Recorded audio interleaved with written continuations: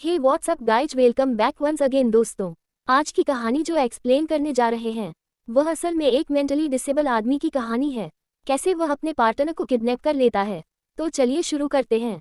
हम दो पैरामेडिक्स को देखते हैं जिनके नाम है एंजल और रिकॉर्ड। दोनों ही साथ में काफी समय से काम कर रहे हैं और लोगों की जान बचा रहे हैं। आज भी उन्हें एक हादसे की खबर मिलती है और वो फौरन उसकी ओर बढ़ जाते हैं। वहां असल में दो कार का बुरी तरह से एक्सीडेंट हो गया था। तो एंजल फौरन जितने भी घायल लोग थे पहले उन्हें एम्बुलेंस में रखता है और तुरंत हॉस्पिटल की ओर निकल जाता है, क्योंकि पहले उन्हें उनकी जान बचाना जरूरी है। इसके बाद हम उसकी पर्सनल लाइफ के बारे में जानते हैं, जैसे कि वह अपनी गर्लफ्रेंड वानी के साथ पिछले 4 साल से रह रहा है। वो एक कॉलेज स्टूडेंट है और एंजल के ही पैसों पर पूरा घर का खर्चा चलता है, इसीलिए वो उसे काफी अटेंशन भी देती है। अब एंजल को हमेशा से एक बच्चा चाहिए था, जिसके लिए वह काफी बार ट्राई भी कर चुका है, पर पॉसिबल नहीं हो पाता, जिस बात से उसे हमेशा से टेंशन रहती है। और अगर वानी उसे छोड़कर चली गई तो उसका क्या होगा। खैर, एक दिन जब वो कॉलेज जा रही होती है तो एंजल नोटिस करता है कि उसके फ़ोन पर किसी का कॉल आ रहा है, जो उसे पूछता है कि वो कितनी देर में आ रही है। उसकी आवाज़ को सुनकर एंजल को इतना तो पता चल जाता है कि वह कोई लड़का है और इस चीज़ से उसे जलसी होने लगती है, पर वह कुछ कहता नहीं है और वह चुपचाप चली जाती है। इसके बाद वो भी अपने काम पर चला जाता है, जहाँ पर रिकॉर्डो उसे समझाता है कि तुम्हें टेंशन लेने की जरूरत नहीं है, कोई ना कोई सलूशन तो जरूर निकलेगा। इसीलिए वो ठंडे दिमाग से सोचे। तभी उसके पास एक कॉल आती है जिसमें उन्हें बताया जाता है कि इस एड्रेस पर एक ओल्ड लेडी की मौत हो गई, उन्हें उनकी बॉडी को लेकर आना है। तो वो दोनों निकल जाते हैं और वहाँ जाकर एंजल देखता है कि वो ओल्ड लेडी काफ़ी अमीर थी। उसके कमरे में बहुत सी कीमती सामान पड़े हुए थे, जिनमें से वह कुछ चीज़ों को चुरा लेता है और फिर काम खत्म होने के बाद वो अपने एक बंदे को बेच देता है, जो कि उसका ही दोस्त था, और उसके बदले में उसे अच्छे खासे पैसे भी मिल जाते हैं, जिससे एंजल काफ़ी खुश होता है। अब घर जाने पर वह वानी से कहता है कि आज वो लोग फिर से बच्ची के लिए ट्राई करेंगे, लेकिन वो उसका मजाक बनाते हुए कहती है कि उसे उसका चेकअप कराना ना चाहिए। लेकिन एंजल कहता है कि वह चेकअप के लिए कल जाएगा। लेकिन इसी वक्त वानी के पास एक मैसेज आता है जिसे उसे ग्रुप स्टडी के लिए जाना था। वह उसकी बात को टाल देती है और घर से चली जाती है। अब एंजल को थोड़ा अजीब लगता है, क्योंकि वानी आजकल बहुत ही ज़्यादा फ़ोन में लगी रहती है। खैर, वह सोने के लिए चला जाता है तो उसके पास में रहने वाला बूढ़ा आदमी का डॉग कुछ ज़्यादा ही भौंक रहा था, जिसकी वजह से उसकी नींद टूट जाती है। अगली सुबह होती है, एंजल चेकअप के लिए जाता है, जहाँ पर डॉक्टर उसे बताती है कि उसका स्पर्म काउंट बहुत ही कम है और ऐसे में बेबी होना बहुत ही मुश्किल है। उसे तो यही लगता है कि उसकी केस में ये पॉसिबल ही नहीं है, वह कभी भी बाप नहीं बन सकता। एंजल को उसकी बात झूठ लगती, लेकिन उसे यह नहीं पता कि कुछ दिनों बाद उसे एक और झटका लगने वाला है। अब वह घर आ जाता है, लेकिन वानी को इस बारे में कुछ नहीं बताता, क्योंकि वह नहीं चाहता कि वो उसे दूर जाए। तभी बार बार उसका फ़ोन रिंग करता है और जिस चीज़ से वह बहुत दिन से नोटिस कर रहा, अब उसे उसके फ़ोन का लॉक पता होता है और इसीलिए वह फ़ोन खोलता है। उसमें किसी रोबोटो नाम के लड़के के साथ वानी की चैट थी। उसमें वो नोट्स की बात कर रहा था और ये चैट काफ़ी लंबी थी। अब वो कुछ और सोचता कि इसी बीच उसके पास कॉल आ जाती है, एक इमरजेंसी की। उन दोनों को फिर से एक कार एक्सीडेंट के पास जाना था और वहाँ पर घायल लोगों को हॉस्पिटल पहुँचाना था। दोनों ही वहाँ पहुँचते हैं और घायल हुए आदमी को अंदर बिठाते हैं, लेकिन एंजल के दिमाग में वही चैट वाली बात घूम रही थी और तभी वो घायल हुआ आदमी हिलना डुलना शुरू हो जाता है। वो ये बात रिकॉर्डो को बताता है और कहता है कि थोड़ा तेज चलाओ, क्योंकि पेशेंट की हालत बहुत खराब हो रही है। और इसी चक्कर में वो पीछे मुड़कर देखने लगता है कि ऐसा क्या हो गया, और इसी बीच सामने से आ रही है ट्रक उनसे टकरा जाती है और पूरी एम्बुलेंस पलट जाती है। जब एंजल को होश आता है तो वह पैरालाइज हो चुका था, उसकी दोनों टांगों ने काम करना बंद कर दिया था। अब वो पूरी तरह से वानी पर डिपेंडेंट था, यहाँ तक कि उसे नहलाना, उसे खाना खिलाना, उसका टॉयलेट वगैरह सब चीज़ उसे वानी की मदद चाहिए होती। यहाँ उसके पैसे आने भी बंद हो गए थे, क्योंकि वह किसी भी काम का नहीं रहा। अब उस दिन भी वानी का कॉल आता और वह फिर से जाने के लिए तैयार हो जाती तो एंजल उसे टोंट मारते हुए कहता है कि क्या रोबोटो मुझसे ज़्यादा दिखने में अच्छा है या फिर वो अमीर है। लेकिन वानी को जवाब नहीं देती और लड़ाई न करने की सलाह देकर वहाँ से चली जाती है। उसे बहुत ही ज़्यादा जेलेसी होती है, लेकिन वह कुछ कर नहीं सकता। अब नेक्स्ट मॉर्निंग वो अपने डॉक्टर के पास जाता है पर बस में एक वीडियो को देख रहा होता है जिसमें बताया जा रहा था कि कैसे किसी के फ़ोन को हैक किया जा सकता है या फिर यह चेक किया जा सकता है कि वह कहाँ पर जा रही है। अब एंजल को ये आइडिया सही लगता है, इसीलिए वो उस वीडियो को सेव कर लेता है। अब वो हॉस्पिटल पहुंचता है जहां पर उसकी डॉक्टर उसे हर दिन थोड़ा थोड़ा ट्रेन करती है, लेकिन आज असल में ड्रो नहीं आया था जो कि उसे ट्रेन करता है। उसके बदले में एक लेडी डॉक्टर उसे यह करा रही थी और जो उसे लाइक करती है, लेकिन कभी उसने उससे कहा नहीं। अब घर आने पर वो देखता है कि उससे मिलने के लिए रिकॉर्डो आया है। वो उसे माफ़ी मांगता है क्योंकि उसकी वजह से उसकी यह हालत हुई, लेकिन एंजल उसे वहां से जाने को कहती है और आगे से कभी भी खुद की शक्ल न दिखाने के लिए बोलती है। वो उसे बहुत ज़्यादा नाराज थी। अब रात हो जाती है और वानी फिर से तैयार होती है स्टडी पर जाने के लिए, लेकिन इस बारी एंजल सही मौके का फ़ायदा उठाता है और उसे आइसक्रीम लाने के लिए भेज देता है और उसके फ़ोन में वो एप्लीकेशन को इंस्टॉल कर देता है जिससे कि वो उसकी लोकेशन को ट्रेस कर सके। अब जैसे ही वो जाती है वो उसकी लोकेशन को देखने लगता है और पूरी रात उसको एनालाइज करता है। जब सोने के लिए जाता है तो फिर से उसके पास वाले का कुत्ता भौंकने लगता है जिससे कि वह बहुत ही ज़्यादा परेशान हो चुका था। अब वो आने वाले दिनों में कुछ ना कुछ तो जरूर करेगा इस कुत्ते के साथ, ये उसके चेहरे से साफ पता चल रहा था। अगले दिन वो फिर से अपनी रूटीन पर चला जाता है ट्रेनिंग पर, जहाँ पर फिर से वो लेडी डॉक्टर उससे फ्लर्ट करती है, लेकिन एंजल को जवाब नहीं देता। अब जब रात में वानी घर आती है तो वह उसे बताता है कि जल्दी वह रिकवर कर रहा है और कुछ ही महीनों में वह पूरा ही ठीक हो जाएगा। ये सुनकर वह बहुत खुश होती है और कुछ देर बाद वह अपने काम के बारे में बताती है कि उसे एक कॉल सेंटर से जॉब का ऑफर आया है और वहां से अच्छे पैसे भी मिलेंगे जिससे हम दोनों एक अच्छी जिंदगी जी सकते हैं। एंजल को बहुत बुरा लगता है कि वो उसके पैसों से जिएगा, इसीलिए वो गुस्से में उसे मना कर देता है, लेकिन वानी ने मन बना लिया था और उसे यह कहकर वहां से चली जाती है कि वो यहाँ उसे परमिशन मांगने के लिए नहीं बल्कि बताने के लिए आई थी। अब उस रात जब वो उसे ट्रैक करता है तो उसे पता चलता है कि उसने सच में कॉल सेंटर में जॉब शुरू कर दी और उसे हर दिन कोई ना कोई लड़का कॉल करके परेशान करता है, जो चीज़ उसे पसंद नहीं आती पर वो कुछ कर नहीं सकता और सोने के लिए चला जाता है। लेकिन आधी रात को उसके दोनों पैरों में बहुत दर्द होने लगता है। वो फौरन डेस्क खोलता है लेकिन वहाँ पर उसकी कोई दवाइयाँ नहीं मिलती, तो वो जैसे तैसे खुद की व्हीलचेयर पर बैठता है और किचन तक जाता है जहाँ पर उसे कुछ मेडिसिन मिल जाती है। उन्हें खाकर उसे थोड़ा रिलीफ मिलता है और वह सोने के लिए चला जाता है, लेकिन फिर से वही कुत्ता अब उसे परेशान करने लगा था। अब नेक्स्ट डे जब वानी घर आती है तो उसे डांटना शुरू कर देता है कि कल उसे रात में बहुत तेज पेन हो रहा था, लेकिन कोई भी उसे दवाइयाँ नहीं मिली। वो बताती है कि उसने सारी दवाइयाँ किचन में रखी है, लेकिन एंजल झूठ कहता है कि वहाँ पर कुछ नहीं था। तो वानी उसी टाइम भागते हुए केमिस्ट पर जाती है और दवाइयों को लेने के लिए।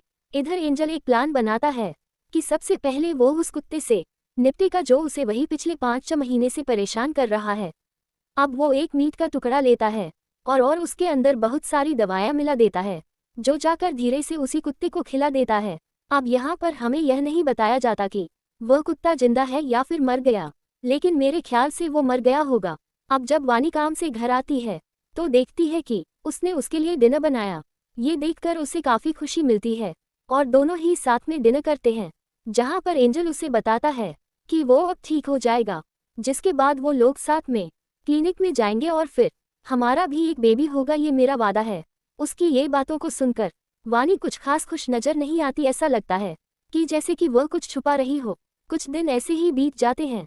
एंजल अब खुद से नहा लेता था, इसीलिए वानी बाहर ही बैठी रहती है कि अगर उसे किसी चीज़ की ज़रूरत पड़े तो वह दे सके। लेकिन तभी उसके फ़ोन में एक मैसेज आता है, तो उसी समय एंजल के लैपटॉप में भी एक मैसेज आता है। कुछ देर बाद दोबारा वही चीज़ होती है और वह उसके रूम में जाती है तो देखती है कि वहाँ पर एंजल का लैपटॉप खुला हुआ है और उसमें उसके फ़ोन की सारी चीज़ें शो हो रही है, यहाँ तक कि उसका फ्रंट कैमरा भी। वो समझ जाती है कि एंजल ने उसे धोखा दिया है, वो उस पर नज़र रख रहा है। वह फ़ौरन अपने बैग को पैक करती है और बिना कुछ बोले वहाँ से निकल जाती है। जब एंजल नहाकर बाहर निकलता है तो वानी उसे कहीं दिखाई नहीं देती। वो उसे आवाज़ लगाता है, तभी उसकी नज़र अपनी लैपटॉप पर पड़ती है जो खुला हुआ था। उसे देखकर वो समझ जाता है कि उसे सच्चाई पता चल चुकी है, इसीलिए वो उसे छोड़कर चली गई। अब वह कुछ कर भी नहीं सकता, इसीलिए ऐसे ही चुपचाप बैठा रहता है। सीन शिफ्ट होता है 1 महीने बाद, जहाँ पर एंजल को देखते हैं जो अब खुद से सारे कामों को करने लगा है। बस फर्क इतना है कि वह अब अकेला है। एक दिन उसे वही बूढ़ा आदमी मिलता है जो उसे बताता है कि उसकी बीवी और उसका कुत्ता दोनों ही अब इस दुनिया में नहीं रहे। एंजल थोड़ी सिंपैथी दिखाता है, लेकिन सच तो उसे ही पता है। अब ऐसे ही कई दिन बीत जाते हैं। वह अकेला रहते रहते अब तंग आ गया था। उसे अब वानी की याद सताने लगी थी, लेकिन आखिर वह करे तो करे क्या। तभी उसे ख्याल आता है कि वो उसे एक बार मिल तो सकता ही है।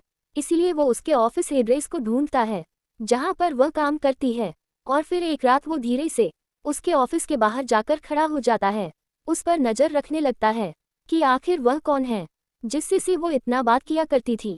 काफी समय के बाद वहां पर एक बंदा आता है बाइक से, और जब वह हेलमेट उतारता है तो वो कोई और नहीं बल्कि रिकॉर्डो ही था, जो कि एंजल का पुराना दोस्त है। और उसकी ऐसी हालत की वजह भी वही है, और इसीलिए एंजल को उस पर बहुत गुस्सा आता है। अब वानी उसकी बाइक पर बैठकर जाने लगती है तो वो उसका पीछा करने लगता है। तो वो देखता है कि वो दोनों एक बेबी शॉप पर रुके हैं, यानी कि उनका बेबी होने वाला है। अब इस चीज को जानने के बाद तो एंजल का गुस्सा 7वें आसमान पर होता है। वो फौरन घर जाता है और कुछ सोचने लगता है कि कैसे वो फिर से वानी को वापस ला सकता है। और तब उसे एक आइडिया आता है, जिसके लिए वह एक फार्मासिस्ट के पास जाता है और उससे कुछ दवाइयाँ लेता है। फिर अगले दिन वो वानी का पीछा करता है, और जब वो उसे देखती है तो उसे जाने को कहती है। पर एंजल उसे कहता है कि उसने उसे छोड़कर अच्छा किया, वो उसे बेहतर इंसान डिजर्व करती है। बेसिकली वो उसकी सिंपैथी ले रहा था ताकि उसे उस पर दया आ जाए। वो तो उसे आखिरी गुड बाय कहने के लिए आया था। वानी को एंजल के प्रति थोड़ा सा बुरा लगता है, इसीलिए वो उससे कहती है कि ठीक है, मैं तुम्हें घर तक छोड़ सकती हूँ। जिसके बाद दोनों चलने लगते हैं। घर के बाहर पहुंचने पर एंजल उसे बताता है कि उसकी कुछ आईडी और पासपोर्ट उसके घर पर ही रह गए, इसीलिए वह उन्हें आकर ले ले। तो वानी उसके साथ ऊपर चली जाती है और फिर इसके रूम में जाकर उन डॉक्यूमेंट को देखने लगती है। लेकिन तभी अचानक से पीछे से एंजल आकर उस पर इंजेक्ट करता है, जिससे वह बेहोश हो जाती है। अब जब वानी की आंख खुलती है तो वह देखती है कि उसके हाथ बंधे हुए हैं। वह खुद को फ्री करने की कोशिश करती है कि तभी वहां पर एंजल आता और उसे कहता है कि वानी पर सिर्फ उसका हक है, इसीलिए वह अभी आराम करे, और उस रूम के म्यूजिक को भी लाउड कर देता है ताकि बाहर कोई आवाज ना जाए। फिर जाकर उसके फोन को खोलता है जिसमें रिकॉर्ड के मैसेज आए हुए थे। वो उसे रिप्लाई करके कहता है कि उसे वह बच्चा नहीं चाहिए और बेहतर होगा अब वो उसे मिलना भी नहीं चाहती है, और यह बोलकर वो उसके फोन को नदी में फेंक देता है ताकि कोई भी सबूत बाकी ना रहे। जिसके बाद वह वानी के मुंह पर लगे कपड़े को हटाता है। उसका सबसे पहला सवाल यही होता है कि वह ऐसा क्यों कर रहा है। तो एंजल कहता है कि उसके पेट में बच्चा है, बस उसी का हो सकता है, किसी और का नहीं। उसे पाने के लिए वह कुछ भी कर सकता है। वानी डर जाती है और तेज तेज चिल्लाना शुरू कर देती है। तो वह फिर से उसके मुंह को बंद करता है और म्यूजिक को ऑन। अब रात में उसके घर के बाहर वही बूढ़ा आदमी आता है जो उसे तेज म्यूजिक को बंद करने को कहता है, जिसे एंजल बंद कर देता है। तो वो फिर कहता है कि मैंने अभी वानी की आवाज़ सुनी, पर एंजल झूठ कहता है कि वह किसी और लड़की की आवाज़ थी। जिसके बाद वह चला जाता है। अब नेक्स्ट डे उसी ओल्ड लेडी से मिलने के लिए जाता है और उसे बताता कि उसे एक बच्चा होने वाला है, और यह सुनकर वह हंसने लगती है और कहती है कि मुझे पता ही नहीं था कि तुम्हारी गर्लफ्रेंड प्रेग्नेंट भी हो सकती है। अब वापस आने पर उसे घर के बाहर रिकॉर्डो मिलता है जो उसे वानी के बारे में पूछता है, और यह कन्फेस भी करता है कि वह दोनों एक दूसरे से प्यार करते हैं। लेकिन वानी काफ़ी टाइम से उसका कॉल नहीं उठा रही है, ना ही उसके मैसेज का रिप्लाई दे रही है। पर वो कहता है कि उसे इस बारे में कुछ पता नहीं है। तब रिकॉर्डो गुस्से में कहता है कि अगर तुमने उसके साथ कुछ किया तो मैं तुम्हें जिंदा नहीं छोड़ूंगा, यह मेरा वादा है। इधर वानी जब सोकर उठती है तो उसे महसूस होता है कि उसके पैर काम नहीं कर रहे और अब वो फ्री भी हो चुकी है। तो वो एंजल से पूछती है कि उसने ऐसा क्यों किया, उसके पैर काम क्यों नहीं कर रहे। वो बताता है कि जब तक उसके बच्चे को जन्म वो नहीं दे देती तब तक वो ऐसे ही पैरालाइज रहेगी, उसके बाद वो ठीक हो जाएगी। अब एक दिन जब उसे खाना खिला रहा होता है तो वानी उसके सर पर वाइन का ग्लास दे मारती है और भागने की कोशिश करती है। वो गेट के पास जाकर चिल्लाने लगती है, लेकिन तभी वो आकर उसे इंजेक्ट करता है, जिससे कि वो फिर से बेहोश हो जाती है। लेकिन उसकी आवाज़ से फिर से वो बूढ़ा आदमी आ जाता है और कहता है कि इस बारी तो उसने पक्का वानी की चिल्लाने की आवाज़ सुनी। अब एंजल उसे अंदर बुलाता है और कहता है कि देखो तुम खुद देखो, भवानी को जख्मी हालत में पड़ा हुआ देखकर और पुलिस को फोन करने लगता है। लेकिन इतने में एंजल उसे चाकू से मार देता है और फिर अपने दोस्त को बुलाकर उसकी लाश को ठिकाने लगा देता है। मतलब फाइनली उस बूढ़े आदमी का पत्ता साफ हो गया। लेकिन एक दिन एंजल के घर पे पुलिस आती है वानी के बारे में पूछने के लिए, क्योंकि रिकॉर्डो ने पुलिस को इन्फॉर्मेशन कहता है कि वह तो वानी से पिछले 7 महीने से नहीं मिला, लेकिन एक दिन मेरे से मिलने के लिए रिकॉर्डो आया था पर मैंने उसे भगा दिया। और तब पुलिस उसे बताती है कि उसकी शराब ज़्यादा पीने की वजह से मौत हो गई। लेकिन यहाँ में फ्लैशबैक में दिखाया जाता है कि असल में उसकी मौत शराब पीने की वजह से नहीं बल्कि इंजेक्ट होने की वजह से हुई है, जो कि एंजल ने की है। हम देख पाते हैं कि उसने कैसे अपने दोस्त को मारा था।